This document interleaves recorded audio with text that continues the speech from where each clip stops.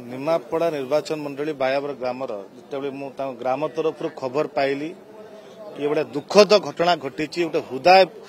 विदारक घटना घटी निश्चित मत आघात देला कष्ट देला तुरंत प्रतिशोध देले मुझे पहुंचुची एम्स हॉस्पिटल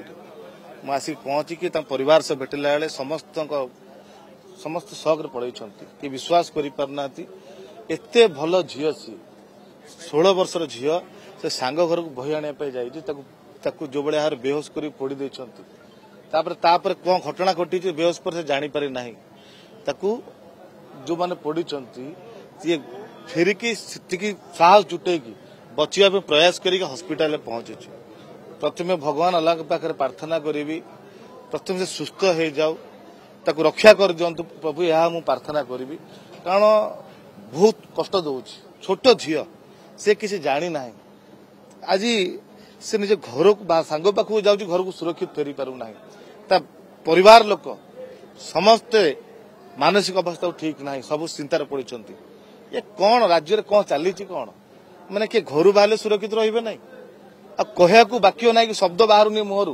नीतिदिनिया हो गला ये छात्री मैंने घर बाहर कौटी दुष्कर्म हो गैंग रेप हो निया लगे पोड़ी दौरान ये अपराधी मैंने साहस पाँच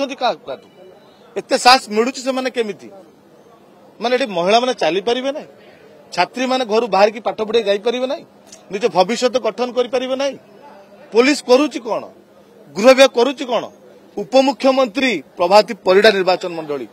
से निर्वाचन मंडली रे गोटे छात्री को दिन दी पर समस्त सामने जाली दी जाउची हॉस्पिटल 50-25 अधिक तार पड़ जाइए से बचिया संघर्ष आरंभ कलानी चिंता करती राज्य अवस्था कौन ए राज्य ए सरकार कोमा को चली जाइए कहार सीरियसनेस नहीं जो साधारण लोक माने छात्री माने समस्त यार ये सफर होती हराण कर किंतु आम चुप बसबू ना प्रत्युष दे ग्रामवासी को परिवार को ये गोटे झील नुहे प्रत्येक दिन शह हजार नारी छात्री पर अन्याय बढ़ी बढ़ी चली किंतु कहार गुरुत्व नहीं सीरियस नौना समस्त दायित्वहीनता आज ओडिशा नारी माने छात्री असुरक्षित आपण माने देखुचंती प्रत्येक दिन नारी निर्यातना बढ़ी चली राज्य रे विगत